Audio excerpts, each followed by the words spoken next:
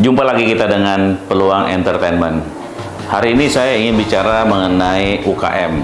Ini sektor yang digadang-gadang oleh pemerintah bakal tumbuh signifikan di tahun 2022. Tentunya dengan catatan pandemi COVID segera berakhir. Kita berdoa bersama, mudah-mudahan bencana yang sudah 2 tahun ini bisa selesai dan kita hadapi untuk ekonomi Indonesia yang lebih baik. Berbicara mengenai UKM ini luas banget, sudah sekitar 64 juta lebih ya usaha mikro kecil menengah ini. Nanti ada bagian-bagiannya barangkali mana besar, kecil, dan besar sekali. Ada orang yang ngomong lebih hebat dari saya tentang ini, yaitu tamu saya hari ini, Mas Yoyo Pitoyo. Masih ya. Selamat datang Mas di Peluang Entertainment. Senior. Ini adalah chairman dari Komite Pengusaha Mikro Kecil Menengah Indonesia Bersatu. Nah. Ini nggak gampang ngomong bersatunya karena bersatu gaya Sumatera, bersatu katanya. Kalau bahasa Jawa bersatu. Nah, tapi ini campuran orang Surabaya, Bali, dan ada yang lagi Mas? Nggak ada. Nggak ada lagi. Tapi bersatunya kencang karena nggak banyak juga sejumlah asosiasi UMKM yang saya kenal gereng gitu, berani gitu. Nah, saya mengikuti Kopi Itu ini 2-3 tahun terakhir. Ini sudah 3 tahun ya Mas? Iya, 3 tahun ya. 2 tahun yang terakhir saya ikuti, kayaknya ini ada memberikan cerah kepada UMKM kita. Karena saya mengundang berkali-kali nih Mas Yoyo, dari kontak yang nggak ketemu, tapi hari ini alhamdulillah beliau ada di tempat kita. Mas, Anda nangani UMKM Kopi Itu ya, Bersatu. Ini kan nggak mudah Mas, kalau saya mengamatinya nggak mudah karena ada 64 juta lebih ya Mas? Iya. Kalau yang terkecil itu mikro Mas ya? Ultra mikro. Yang modal 50 juta itu? Ultra mikro. Ultra mikro Iya. ya. Yang menengah yang 50 juta sampai sekian, sampai sekian. 5 juta ya. Nah, ya itu ada klasifikasinya. Gimana Mas perjalanan Anda? Saya nggak tahu, saya nggak cerita senangnya lah. Kalau senangnya saya nggak mau tahu. Ini Anda, karena saya tahu ini nggak gampang nih, gimana nih Anda bisa mengeksiskan Kopi Itu sampai tahun ketiga? Masih muda sih, tapi mudah-mudahan tahun ini Anda akan terus berkibar ya. Apalagi terakhir mau garap apa Mas? G20. G20. Coba Mas, gimana ceritanya? Jadi visi misinya Kopi Itu yakni satu, mendorong anggotanya untuk bisa mandiri. Kedua, naik kelas.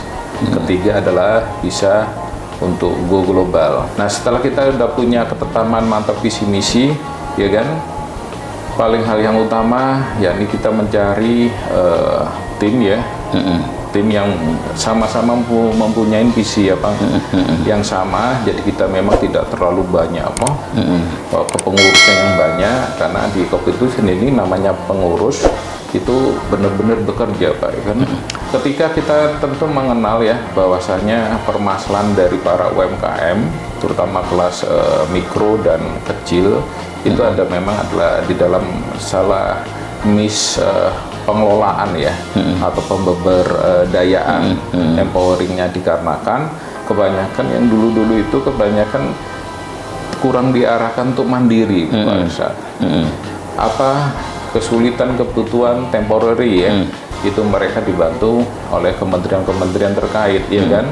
Nah, sistem pelayanan semacam itu yang sifatnya temporary ya kan, hanya sepintas, tidak berkelanjutan, Hibah. Iya, hibah dan tidak berkesinambungan, membuat daya juangnya, Pak. Nggak membuat semakin lebih hebat kan? Iya benar. Malah ketergantungan ya? Ketergantungan. Daya juangnya. Ini ada kasus sih, Pak. Di dalam proses di awalnya Kopi Itu kita ingin mengumpulkan beberapa orang, ya, mengumpulkan Pak. Padahal kita undang di acara, ya. Terus mereka secara otomatis namanya di acara kita kasih ilmu-ilmu lah yang untuk supporting mereka, termasuk ya snack kecil-kecilan. Tetapi untuk mengajak semacam itu sulitnya setengah mati Pak. Ya. Dikarenakan apa? Mereka ternyata bukan hanya satu sisi di asosiasi UMKM, tetapi mereka menginduk ke beberapa kementerian. sehingga iya kan, minta sana minta sini gitu ya. Sehingga maaf Pak Yoyo, di tempatnya Pak Yoyo ada transportnya atau enggak, ya kan? Ya kan? Karena di kementerian mindset. Nah, ini persoalan mindset toh. Iya. Ya. UKM ini mereka nggak peduli visi misi, kemudian juga nggak peduli naik kelas dan nggak peduli juga ekspor. Iya. Itu urusan Kopitu. Kopitu memberikan premnya seperti itu. Iya. Mereka taunya diberikan pelatihan, kemudian usaha mereka tiba-tiba laku karena naik kelas atau tiba-tiba ada yang beli untuk ekspor gitu. Nah, ini kan sedang kita garap. Tetapi jangan lupa Pak Yoyo, di masa lalu ini UKM ini kadung. Kadung itu apa ya? Terlanjur ya. Ya, terlanjur dininabobokan oleh pemerintah. Dulu ada namanya program PKBL. Berapa BUMN menyisihkan dananya untuk bantu mereka. Akibatnya Mbak Yo tadi lihat ada transportnya apa enggak. Saya minta dong diikutin dengan pameran, produknya itu melulu dan nggak bergerak kemana-mana. Nah, Kopi itu di mana nih, terjebak di sini atau mau mengiris semua ini dengan reorientasi yang lebih gerang gitu? Kopi itu mengiris Pak, mengiris dengan Kopi itu membuat suatu gebrakan-gebrakan. Program-program yang cenderung di luar dari sistem kan. Apa aja yang sudah kira-kira? Contohnya kalau kita satu aja, kita mau ngomong tentang yang tadi Go Global. Nah, Go Global itu identik kalau di Kopi itu adalah identik dengan penetrasi market di luar negeri Pak. Penetrasi market di luar negeri dalam arti kita dorong di pengurus atau di anggotanya untuk menjadi entrepreneurship di negara-negara yang prospeknya cerah. Contohnya di Korea Selatan, ada di Jepang, ada di Australia, ada di Middle East, salah satunya di Dubai. Kita untuk membentuk semacam Indonesian Grocery. Nah, Indonesian Grocery di sana, ya kan, itu adalah salah satu sifatnya pasar yang cukup lumayan, ya kan. Nah, karena kita lihat selama ini dari rule yang udah ada, para UKM dicekokin dengan pelatihan-pelatihan ekspor kok. Mereka ini kan taunya praktis Pak. Hanya pelatihan ekspor. Iya, pelatihan kapan ekspornya belum tahu ya. Kapan ekspornya? Ada teman saya Muhammad itu orang Iran, di Teheran itu.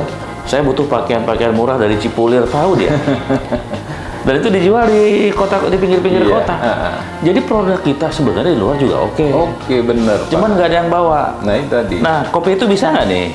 Yang ketiga tadi kan orientasi ekspor tadi kan. Jadi Kopi itu tadi Pak, dengan penetrasi pasar. Contoh kita ambil konkretnya, kita buka di Seoul Pak.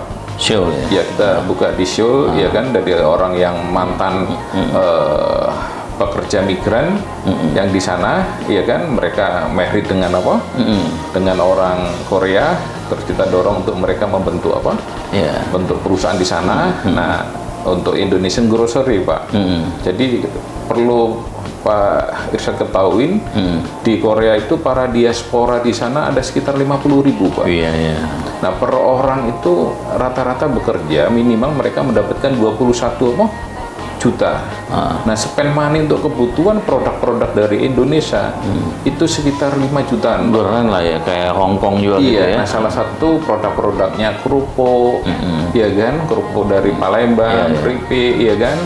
Nah, kemarin acara kita dengan Kementan Pak Menteri di Surabaya bulan November kemarin, salah satunya peresmian ekspor ke Korea Selatan. Saya belum pernah yang lihat di Korea tuh. Kalau di Hong Kong itu kan di Taman Victoria Sabtu Minggu itu ada yang jual pecel lele, kue lopis, pecel gitu kan. Kita rencananya mau masuk ke sana juga. Gitu. Itu Pak. Nah Pak, 3 tahun ini Kopi itu bagaimana pendekatan ke pemerintah, karena mereka yang ngatur kita? Ada angin segar nggak dari pemerintah atau masih seperti dulu? Ada ngecat langit aja gitu? Itu tadi Pak. Kita harapkan kan sebenarnya sesuai dengan sesuatu hal yang tidak perlu mustahil itu bisa terjadi. Kalau kita itu memang udah mengetahui permasalahan dan langsung to the point kan. Termasuk juga dengan aspek pemberdayaan atau pendampingan UMKM kelas mikro ataupun kecil, ya kan. Nah, kita lihat itu kan Bapak tadi bilang menurut data loh Pak ya, Iya. ada 64 64 juta menurut data. Iya, menurut data. Menurut Pak. data, ya. Iya kan, menurut data 64 juta. Tetapi ketika kita ngomong data sejumlah 64 juta tadi, kita tidak mengetahui Pak klasifikasinya Pak. Iya. Karena kalau kita ngomong masalah regulasi yang tepat sasaran, itu harus diarahkan sesuai dengan klasifikasinya. Iya. Jangan sampai menurut data 64 juta, tapi begitu mengambil regulasi untuk kebijakan KUR yang seharusnya dinikmatin para pengusaha ultra mikro, karena negara wajib hadir di situ, Iya. Pak. Tapi kenyataannya apa? Pemerintah bukan mengambil sifatnya data yang konkret langsung yang ikut terjun pendampingan, tetapi apa? Melalui jalan pintas, melalui marketplace, Pak. Oh gitu. Iya kan? Pak, kalau ultra mikro yang Bapak maksud tuh pedagang kaki lima, lebih kecil lagi ya? Iya, dan termasuk yang jualan pisang goreng, iya, Yang pikulan begitu, ultra mikro itu ya? Ultra mikro, Tukang iya. jamu, gendong ya? Gendong. Nah, sekarang problem pertama ini kan, ya ini tadi Pak. Problem pertama dengan adanya sifatnya arus ke depan dengan perjanjian-perjanjian, termasuk G20 ataupun program ASEAN. Ketika kita tidak bisa meningkatkan regulasi yang tepat untuk peningkatan SDM UMKM, itu jadi big problem, Pak. Kita bukan malah mengarahkan fokus ke peningkatan ekspor, tetapi justru kita dijadikan market. Oke Pak, ya di WA Group kemarin ramai itu tentang apa perpanjangan mata rantai di satu perusahaan marketplace itu ya. Iya. Nah, saya ingin kopi itu, karena kalau kita lihat klasifikasi UMKM kita kan 64 juta. Konon kabarnya 64 juta 99% mikro kan Pak ya, ultra mikro ya. Mikro, Pak. Mikro ya. Iya. Artinya kalau awam kan taunya 64 juta kalau satu UMKM punya satu karyawan aja.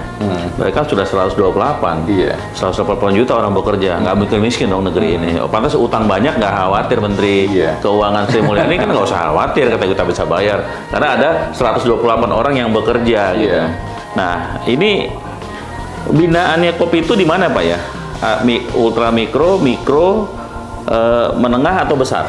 Nah, ketika kita sesuai dengan visinya untuk UMKM yang kelas, ya kan, dan sifatnya kemandirian, nah kita cenderung mengklasifikasikan dengan kemampuan mereka di aspek aset maupun omsetnya, Pak.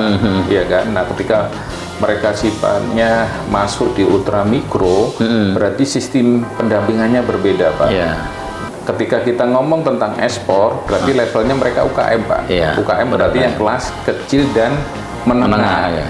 Pengertiannya menengah berarti apa? Dia sudah punya manajemen, Pak. Iya, iya. Manajemen SDM, manajemen pemasaran, Iya. sudah ada pendelegasian Dan legalitasnya secara otomatis, ya, ya kan? otomatis. Dia punya pendelegasian. Nah, itu yang baru kita arahkan untuk yang ekspor.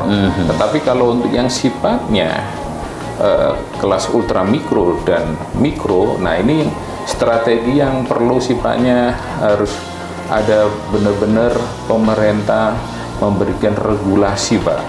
Karena mereka kebanyakan tidak bankable, Pak. Iya, iya. Ya kan, tidak bankable. Nah, ini kan jadi permasalahan tersendiri karena mereka literasi tentang masalah kewirausahaan yang Bapak tadi bilang, kebanyakan para pengusaha mulai dari zero itu kan berjuang sendiri, Pak. Karena satu kepepet, Pak. Iya, iya. Atau kedua memang dia ada peluang. Iya. Atau yang ketiga memang ya mental dari jiwanya memang dari kecil sudah entrepreneur, Pak. Kalau kita ambil, Pak, tadi kasus di beberapa negara yang maju, justru yang maju itu kan UKM, Pak. Iya, iyalah. Iya kan? Contoh di Cina maupun di Korea, berarti ada sesuatu yang mismanagement kan di dalam pengelolaan atau Iya.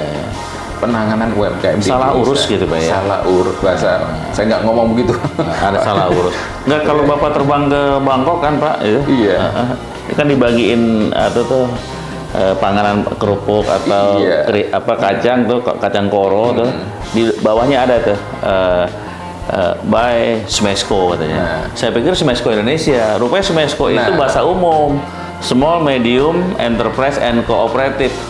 Apalagi Bapak ngomong Smesco. Udah di kementerian tadi kita tidak Bapak yang tadi bilang itu kan sudah komplit Pak. Iya, sudah komplit. Udah komplit. Kok sampai masih ada salah urus? Berarti kan ada sesuatu hal yang kita tidak bisa sebutkan kan. Iya. Ini contoh di Smesco, di dalam lembaga pemasaran. Smesco kan. sepi-sepi aja kayaknya. Ya karena semua terletak di CEO-nya Pak. Oh, CEO-nya emang CEO-nya kan marketplace terkenal juga itu. Enggak juga Pak. Oh, enggak juga. Jadi kan gini Pak. Kalau kita ngomong UMKM, harus background-nya memang harus mulai dari orang UMKM Pak. Pernah buka lapak di situ beneran ya? Pernah tidur guling gitu ya? Iya, sehingga dia bisa memahami baunya. Memahami benar kan bagaimana sifatnya nanti arah marketnya, tetapi kalau polanya sifatnya background tertentu, nah itu polanya kan nggak akan masuk, Pak. Iya. Prosesnya masih terlalu terlalu panjang. Bapak kan sudah berhubungan sama pemerintah cukup Iya. panjang lah itu. Apa yang Bapak ingin sampaikan kepada pemegang kebijakan? Ya utamanya tentang regulasi yang tepat sasaran, Pak. Ya kan. Regulasi yang tepat sasaran itu kan memang sifatnya kita lihat itu kan harus segera dilaksanakan. Karena kita lihat di beberapa contoh di kementerian ya kan, itu regulasinya ya tidak mengena sama sekali, Pak. Karena kesulitannya UMKM kalau dari dulu, Pak, dan yang saya anggap senior, permasalahan satu kan itu, Pak, tentang apa? Tentang standarisasi produk, Pak. Iya. Kedua, setelah standarisasi produk, berarti dia apa? Perlunya apa? Market, Pak.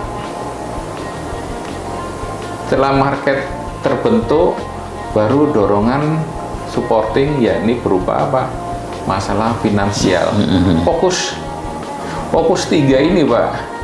Kalau kita standarisasi produk, kita nggak ada program-program. Saya lihat itu udah bagus, Pak, untuk supporting, untuk pengurus pembantuan halal sertifikat, izin PIRT ataupun izin MD dari BPOM. Nah ini benar-benar luar biasa nih, Pak, mendorong untuk UMKM karena syaratnya naik kelas, aspek perizinan ini harus selesai. Untuk OSS sekarang lebih simpel, Pak, iya kan, melalui nomor induk berusaha, itu lebih simpel. Nah, ketika kita ngomongnya 2 sama 3 ini, Pak, untuk marketplace sampai sekarang ini belum ada yang konkret, Pak. Dengan 64 juta itu tadi, ya kan, itu kan seharusnya menjadikan pola bagaimana negara hadir di situ, Pak. Akhirnya apa? Diberikan ke, mohon maaf, Swasta. ke oligarki, Pak. Ke oligarki. Ke oligarki, betul. Iya kan, ke oligarki, Pak. Iya kan, yang sifatnya apa? Predatory pricing, Pak. Mereka membakar-bakar duit. Iya kan? Itu diberikan ke oligarki bisa disebutkan, Pak, siapa aja, Pak? Ya, nggak bisa. Termasuk Jangan-jangan, Pak, kita nggak etis ya. Oh, iya. Ya pada dasarnya. Enggak, semakin Bapak mengatakan tidak etis, saya kejar nih siapa aja, Pak, kira-kira, Pak. Iya, Tapi kan? sama-sama tahu lah ya. Iya, Sama-sama tahu. Iya kan, ini tadi, Pak. Padahal itu kan harus, kalau itu tidak ada punya kepentingan untuk sifatnya membakar uang, kita support, Pak. Iya kan? Karena kopi itu prinsipnya gini, Pak. Iya kan? Begini ya, Pak ya? Iya.